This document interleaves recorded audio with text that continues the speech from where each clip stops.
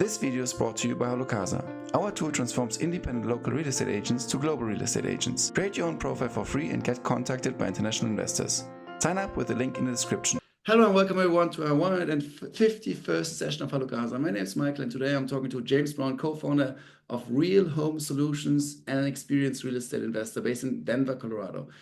James has spent years helping homeowners navigate financial challenges, creating innovative real estate solutions, and developing investment strategies that generate high returns with minimal risk. Alongside his partner, Toby Hansen, he has pioneered the hybrid real estate investing strategy, a unique approach that allows investors to build long-term wealth without the headache of traditional property management. James, I'm super pumped to have you on the show. I love Colorado. I really like Denver. I even like a bit more Boulder, I must admit. But I'm happy to have you on the show. Why don't you introduce yourself to our audience? Yeah, that was a good start with that introduction. Yeah, we can dive into the hybrid strategy that we do, but I guess to kind of go back, I was a graphic designer for 25 years and wasn't really getting where I wanted to go with it. I was kind of burnt out, that was a long time to do that. Even though I like the creativity side of it, just the business side, I was kind of like, meh.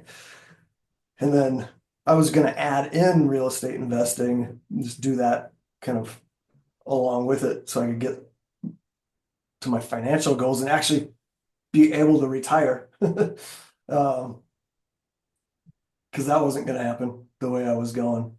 So I got into real estate, started studying it, podcasts, books, going to meetups, everything I could consume, networking, and took a while to kind of figure out which direction I wanted to go.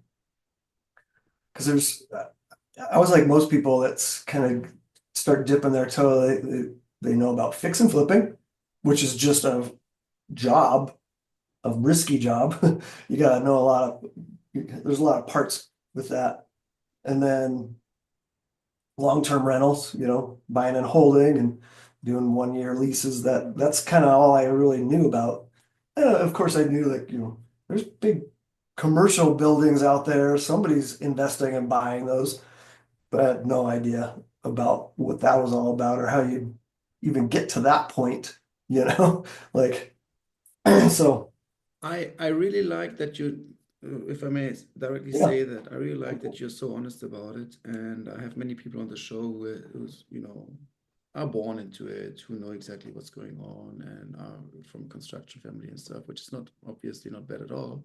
And I also must admit, I also struggle sometimes with, the ratios with, where to buy, what to do, how does everything work? Because it can be very, very complex suddenly. Also, like for each different states, there's certain legal things, what you want to do.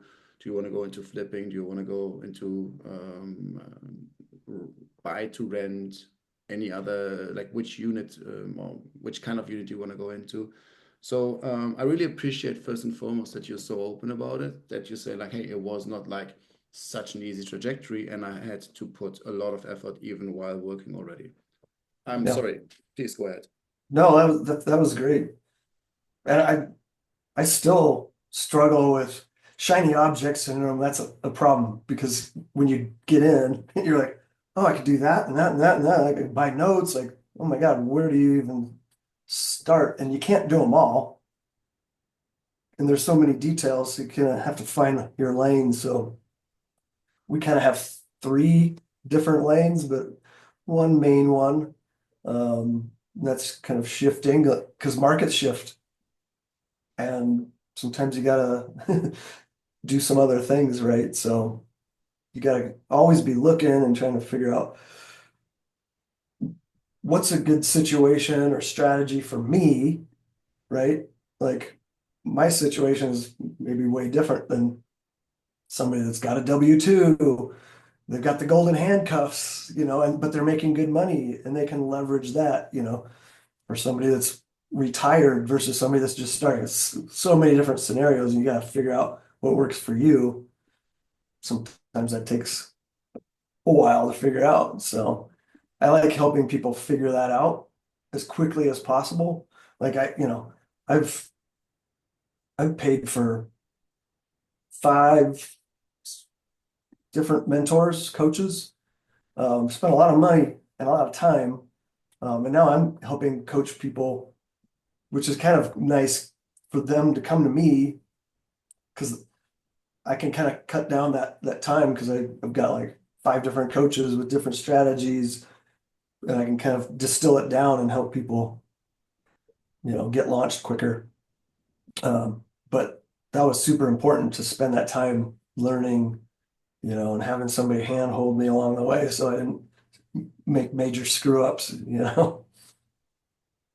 How did you come to the final proposition which you have? And maybe you can present to the audience your current proposition which you are offering. So The hybrid investing. So hybrid investing, we also call it a reverse lease option. So sort of rent to own. It's the same thing. You're leasing until you can own. And what I really like about it is that I'm helping people become homeowners, which is a big challenge these days. We can't solve affordability. That's a problem. But there's people that can't get a loan now that want to buy a house and move in and not have to, wait or get kicked out, because this happens all the time. They're renting a place and the landlord's like, we want to move in or we want to sell it at the top of the market. It's happening all the time. And then, oh shoot, that renter's got to move again.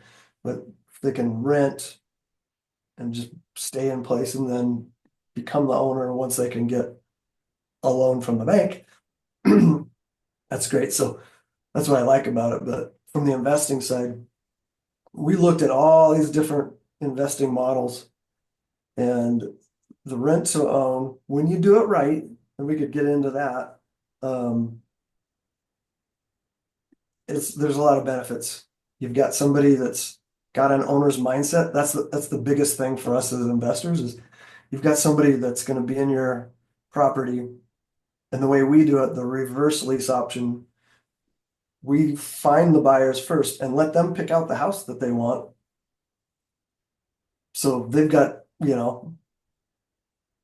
this connection with the house. Like we're not forcing a small amount of different houses on them. Like they get to pick anything that's on the market, and then they can fix it up.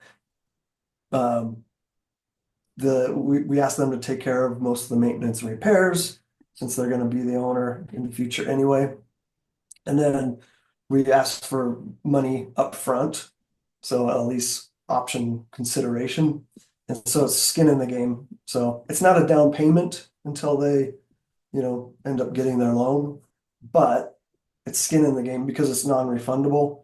And so it makes them behave where, as a renter, you might be a nice person, but it's not your place. So renters are less likely to take care of your property. And that's where the nightmares come in with renting long-term.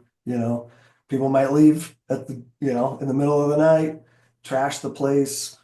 And that's really not going to happen if they've got, a significant amount of money up front that they paid in order to have that option. So that's kind of the gist of it. How is the partnership with the mortgage brokers working, and also with the banks? You also take that, you also manage that one, correct? Good question. And that's a key part of this. So they need to get a loan from the bank, right? So the bank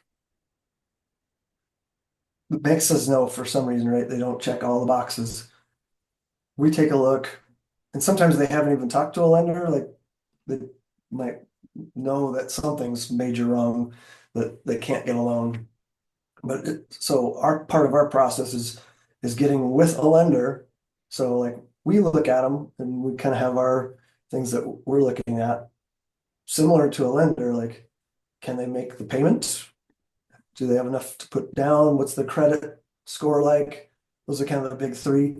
If they have a low credit score, we're going to look into that, because there's a lot of different reasons why credit score might be low, but we want to kind of get a sense of like, what do they need to do to get a loan in the future? Or like, where are they at now? What do they need to do? And how long might it take for them to get a loan? And then the lender's doing the same thing. Like they're kind of going through the motions.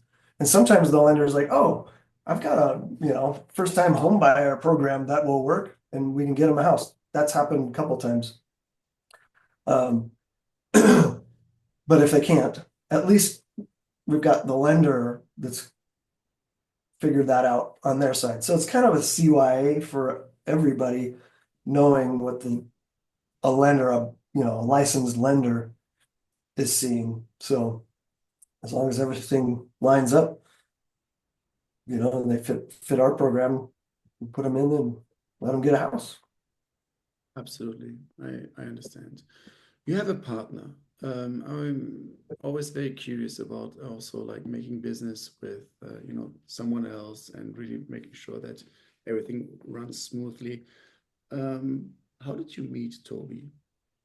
At a real estate networking event, the Badass Real Estate Investors Meetup. So yeah, we kind of had similar goals, both similar age. And he's like, hey, let's go grab coffee and talk and kind of figure it out. Yeah, let's figure it out. Like we didn't really know which direction to go. And at first I thought, oh, we're very similar in like how we think and our skill sets. Because like he was doing digital marketing, I was a graphic designer. That's kind of similar, but that can be bad if you both are the same, say have the same skill sets. Luckily, as we kind of went on, we discovered that we had a lot of differences that were complementary. So like he's really good at researching, like the whole reverse lease options. Like he found our mentors, found these, like looks at all these different models and strategies. He's good at the back end stuff, like setting up CRMs and building websites, some more of the automation stuff. He's good at the numbers. That's all stuff that I'm not good at, that I don't necessarily like. So it's a great fit. And then between you two, you did a partnership agreement and you said, listen, let's do 50-50 and then we go from there. Exactly. Yep. Yeah. It's all documented. Then the first steps, where did you really, let's say, okay, let's work together, handshake, signing the partnership agreement. Well, how were the first steps? How can I imagine that you said, okay, let's decide how we are going to attack the market, what we focus on. What was there maybe the thought process and also the action plan? Well, yeah, I'm having to think back that far. Uh, I think, it just started with all the discussions of like which direction to go. And then there was the lease option model that we were like, well, let's go that way. And there's different ways of doing lease options. Like we do what we call the reverse lease option, the hybrid investing. And we went and found a mentor, and he didn't teach us the way that we do it now. We kind of struggled with the model he was teaching. Then we, got a different coach that taught what we're doing now. And we've gone on beyond that. So I've had, I think, 5 different coaches in that whole world. So that was those were the first steps, is like picking which direction we wanted to go, finding a coach, and then figuring out what we want to name the business and set up a website and start going out there and telling people what we were doing. So a lot of our business with rent to own is talking to agents, real estate agents and lenders because we're all like, I got licensed as a realtor for many reasons. Part of it was just being in the network, so that's kind of how we got things off the ground. Talking to customers, what are basically always the main needs which you see that customers and clients of yours choose you over other services? Where do you see like the biggest need, the biggest challenges which they're facing with other substitute solutions? Question. So if we're talking about investors, which that's who your audience is, right? Not end buyers, because that's a whole other thing. But for investors, I think one reason they choose me is just I'm straight up, like I don't front, or whatever the term is. Like I am who I am. Like I don't dress up in a freaking suit, I just and I know my business and try to be as transparent as possible, because that's the main thing when people want to partner with somebody and invest.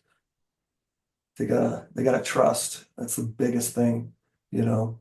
Um, and you see stuff in the news, like on my show, we go through the investing news every month, and every month there's somebody's, getting slapped on the wrist or fined or thrown in jail for doing something shady, and it's usually intentional, and so people are skeptical, and it might be their life savings. They're just putting it into one investment and hoping to like build off of that, right? So there's a reason that the SEC has rules with working with people, like when we've raised money for apartment buildings or we're pooling money, if somebody's not accredited, and that means they earn $200,000 US a year, or 300 as a couple, or they're a real estate professional, which most investors that we work with are not. They want to be passive, or they've got like $1 million in assets outside their personal home. That's an accredited investor. The SEC assumes that they know what they're doing. They got that to that point, so they're a little less heavy-handed and have the same rules as somebody that is not accredited, because they don't want somebody that's like I kind of described, somebody that's got some money and they want to put it in and build, and that's all they got. If they lose that, that's a bad thing, right? So anyway, it's a lot of it comes down to trust. So If I'm an investor and I say, listen, I'm really interested and I would like to work with you, how is the process from an investor point of view? well, we have a private investor club. What that means is, so like what I was talking about, the SEC, there's 506C, that's accredited investors, and 506B, that's the non-accredited. So if we're putting together a syndication to buy an apartment, we have to have a prior relationship with those investors that are the 506B. And so by being in our investor club, knowing them, we share different opportunities to those people in the club. So they get a first look at it. And then we do some education, like we'll have an IRA custodian come in and talk about how people can use their IRA retirement account to invest in real estate, get it out of the stock market.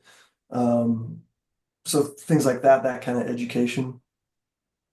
So did I answer your question? Absolutely, yeah. Okay. And from there onwards, you have on your website saying, for example, like closing between, I don't know, like up to 2 weeks or 7 to 14 days. Every partner then is basically like a limited partner, correct? Like even either accredited investor or non-accredited investor for that particular unit or investment entity. Is that correct? Yeah, so what I just kind of described, the 506C, 506B, passive investors, they're called LPs or limited partners.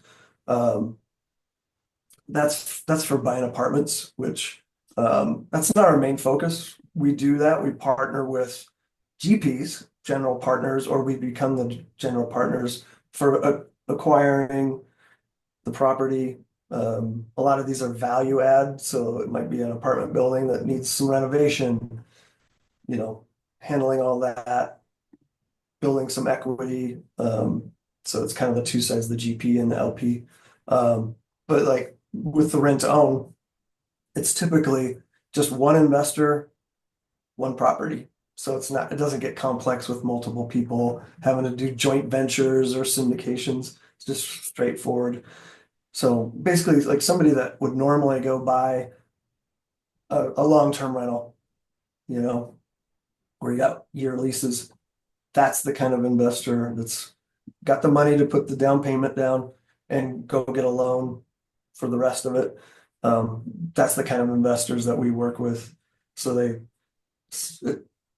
if they're tired landlords, they've been doing the long term, and they're just tired of it, or they want to buy more and they realize, oh, rent to own was just so much better. Let's just switch over and start doing that. That's usually who we work with. Absolutely. Yep. The property market in Denver itself, give us an overview there, maybe also in Colorado. What is right now trending there, especially like also from a perspective from an international audience who is maybe not really familiar with it at the moment. Yeah. Colorado, I mean, we got 50 states, so every state's different, and even like markets and sub-markets. But like Denver, where we're at, it's people want to live here.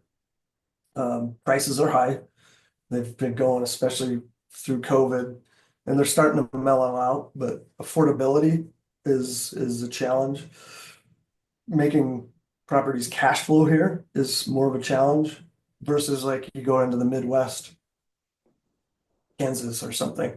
You can buy properties way cheaper, get more cash flow, but their appreciation is where you build your wealth, right? Cash flow just kind of pays the bills and keeps you afloat and does build wealth too. But those markets like Kansas is just kind of chugs along pretty flat. Recently, everything's been going up until the last year or so. But Colorado, it's kind of a mix of cash flow and appreciation. People want to move here. I mean, you've been here. Mountains is beautiful. It's a awesome place to live. So our appreciation just keeps going up more than these other markets. So kind of depends on what an investor wants in where they are at in their investing journey. Maybe cash flow's the only thing they want to focus on or need to focus on. Maybe somebody's sees the bigger picture and is like, oh, okay, I know I'm not getting as much cash flow in Denver, but I can kind of bank on the appreciation if you look at history, so it just kind of depends. So kind of to loop back in like where we're at now, and where we're kind of pivoting into is into co-living. So renting by the room, you can get more cash flow with that. There's more expenses, more management.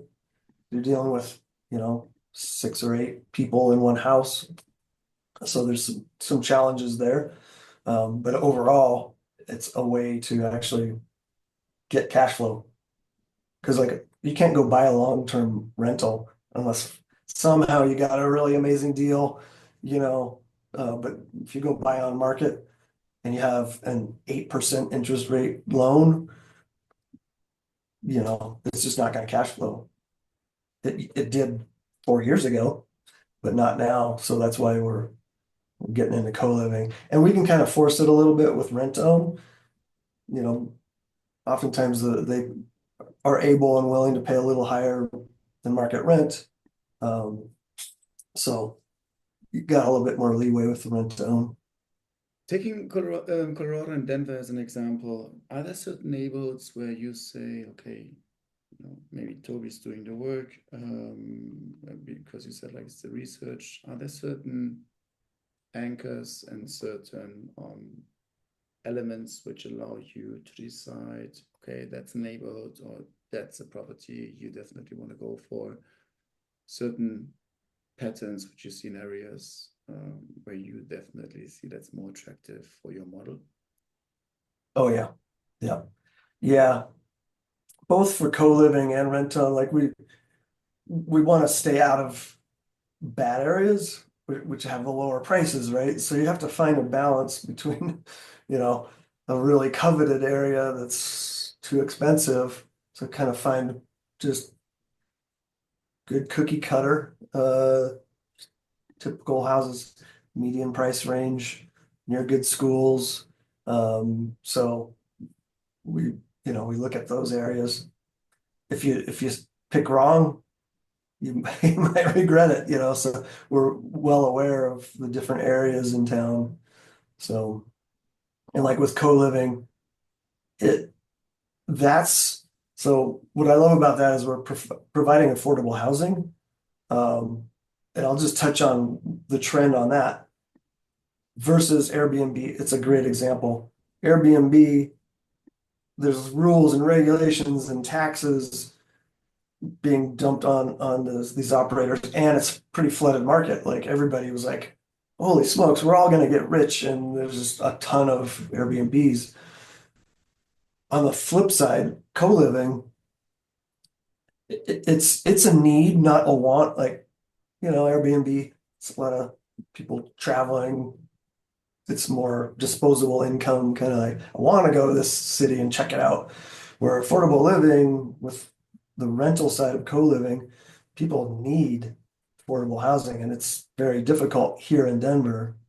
And so we work with a company called Pad Split.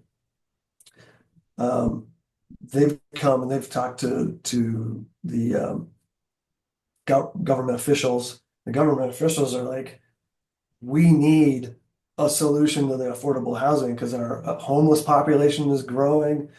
It's not a good trend. And so if we can provide affordable housing and kind of take that pressure off, they're all about it. So like the laws are opening up. In fact, Colorado, out of all the 50 states, there's 2 other states that just passed a law saying there was no limit to how many unrelated people live in a house. Mm-hmm. Most states there is a limit, 3, 4, 5 people at the most. We have no limit. HOAs, homeowner associations, they can set their own set of rules. So we just don't buy in HOA areas.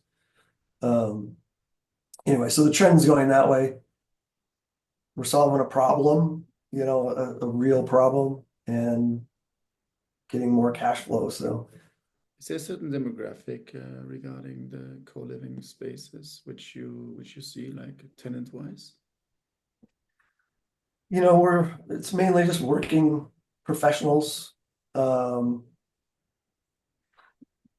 with people that need something affordable or want it. Maybe they want to save up money to buy their own house. So I like to help the people that live in our homes to kind of get on that trajectory to go help them buy a house. But yeah, so they might work in a restaurant, or a lot of people driving Uber and DoorDash and delivering food. Like they're just barely getting by. And some people don't even have cars, so when we find an area, we want to find one, no HOA.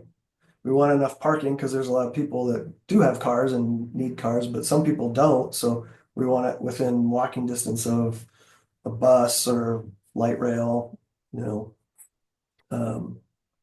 So yeah.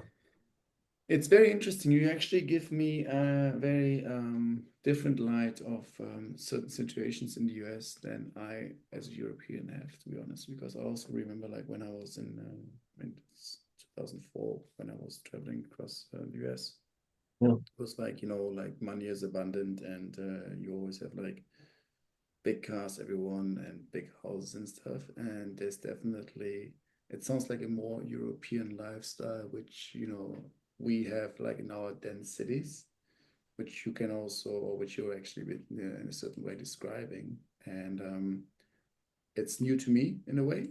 It's maybe only because I have been ignorant. That's totally fine as well. So maybe this has always been the case. And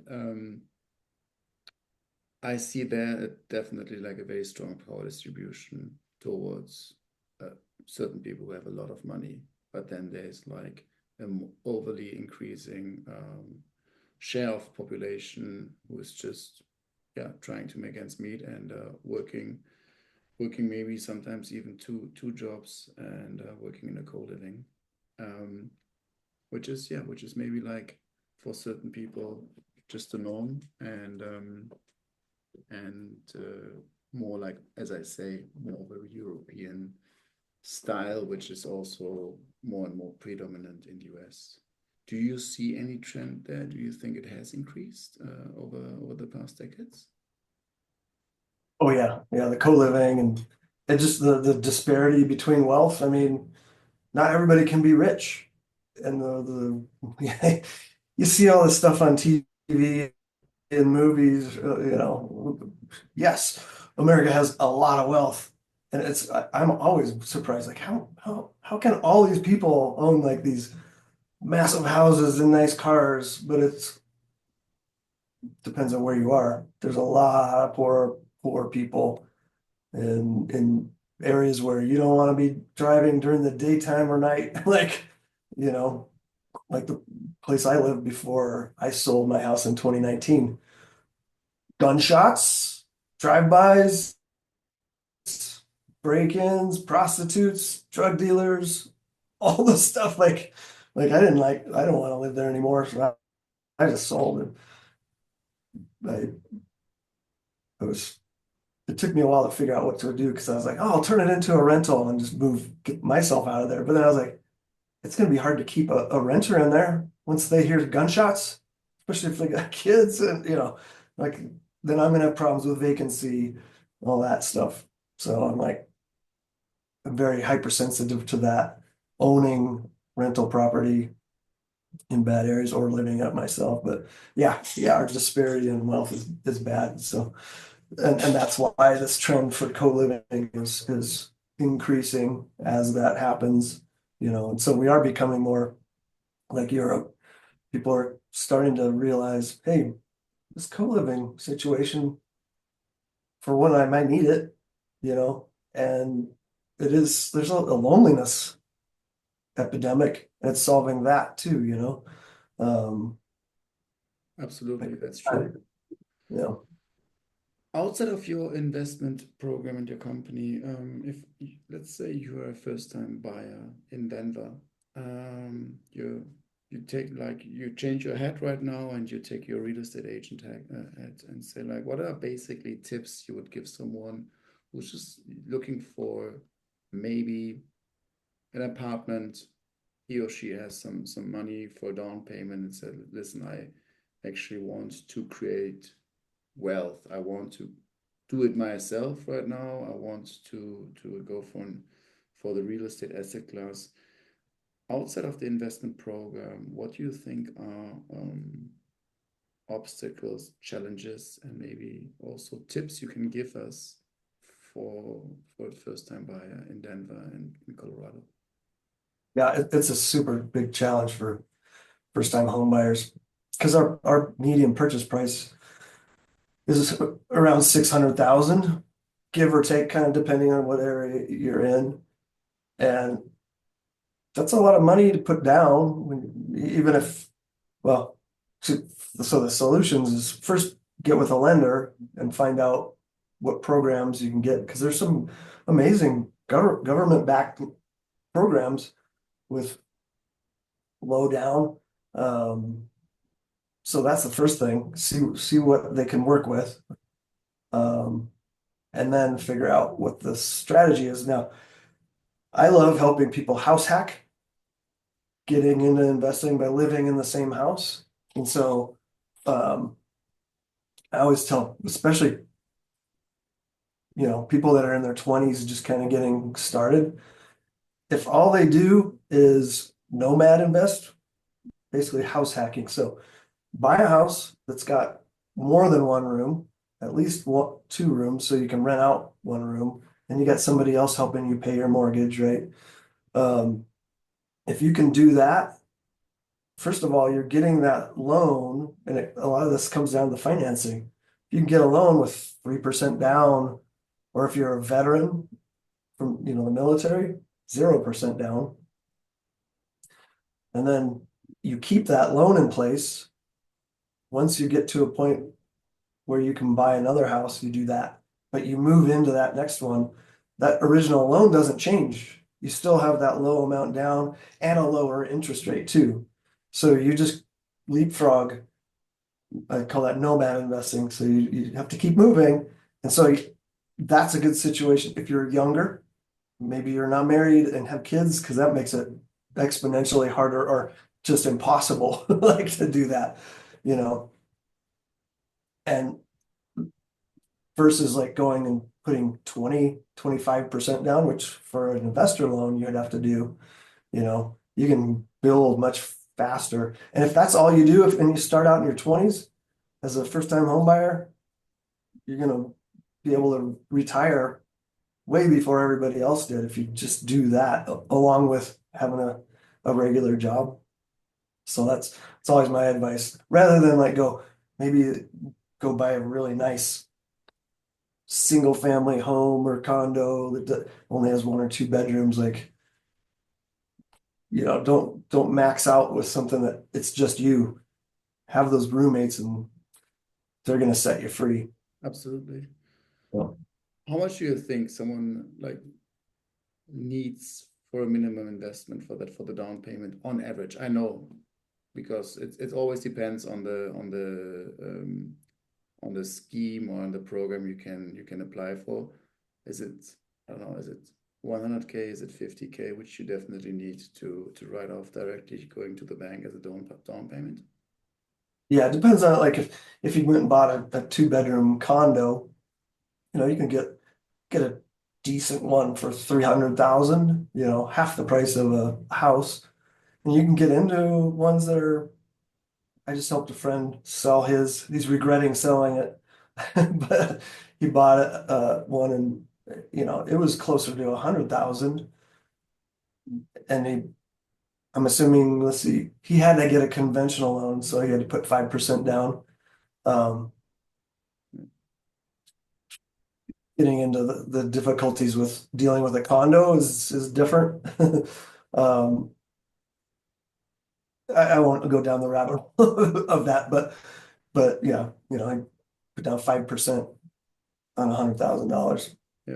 It was not a nice complex and not taken care of very well, and they had to do assessments and a little more hair on it.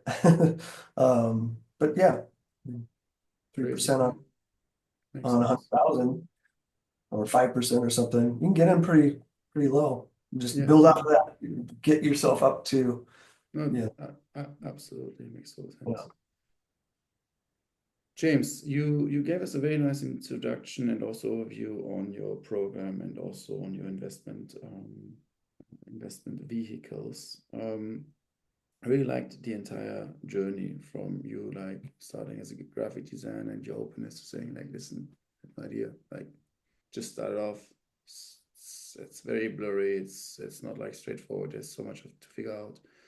So the entire journey, like how to start everything with Toby, like, there's always certain, let's say, leap of faith needed in order to partner up with someone. You never know in the end.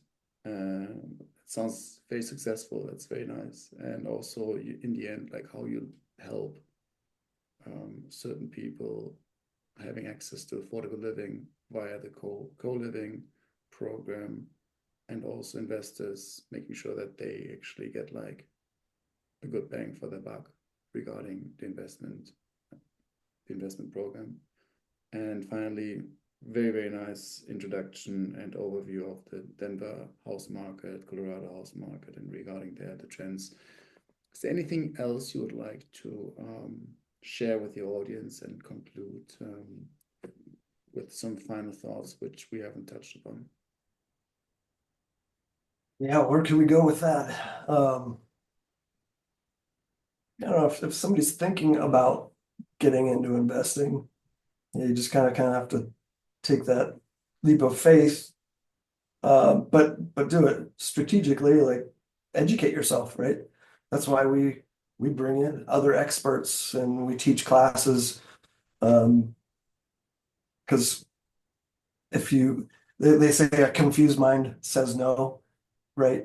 So once you know enough to make an informed decision, then it's not scary, right? So that's my thought. I went through the same journey. Like I was like, I don't know what to do. Like I gotta figure this out, and I just put in the time, So How can people reach out to you if they are curious and would like to know more about you and your services? I've got a lot of things going, but the easiest way is to just go to linktree.com/partner with James Brown. I don't know, can you put that in show notes or something? Absolutely. Yeah. I'm happy to do that. Absolutely. Yeah. I'll put the link into the show notes. And yeah, James, thank you so much for your time. Really was a pleasure to have you on the show, and I'm sending the best regards to Colorado. Hey, thanks. Yeah, it was great to catch up with you. Cheers. Have a good afternoon. Bye bye. Cheers. Bye.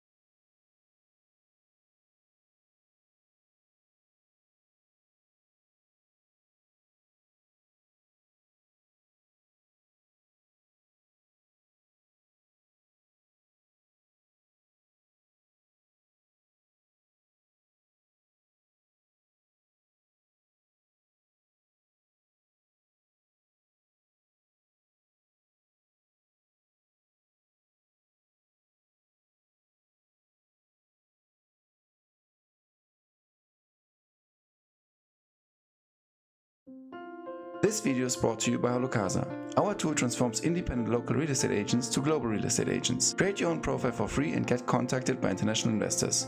Sign up with the link in the description.